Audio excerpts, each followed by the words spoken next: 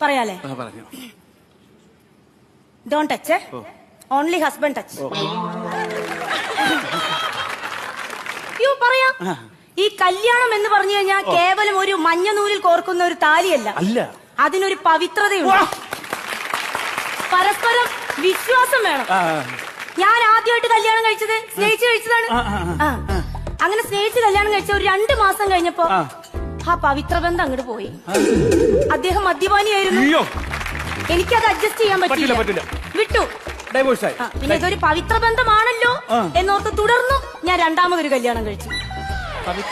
പവിത്ര ബന്ധമായിരുന്നു, പക്ഷെ അതൊരു 3 മാസം നിന്നുള്ളൂ. ഡിവോഴ്സായി. അയാൾ കുടിയനല്ലായിരുന്നു, ഞാൻ കുടിച്ചു തുടങ്ങിയിരുന്നു. അപ്പൊ അത് അയാൾക്ക് അഡ്ജസ്റ്റ് ചെയ്യാൻ പറ്റിയില്ല, അങ്ങനെ അത് പോയി. പിന്നെ ഇതൊരു പവിത്രമായ ബന്ധമാണല്ലോ, അങ്ങനെ ഞാൻ 3ാമതൊരു കല്യാണം കഴിച്ചു. ഇപ്പൊ ഞങ്ങള് സുഖവും സന്തോഷവുമായി അടിച്ചു പൊളിച്ചു ജീവിക്കും. ഞാൻ കുടി നിർത്തിയില്ല, അദ്ദേഹം കുടി തുടങ്ങി, ഞാനും കുടി തുടങ്ങി. ഇപ്പൊ 2 പേരും നല്ല അസലായിട്ട് കുടിക്കും.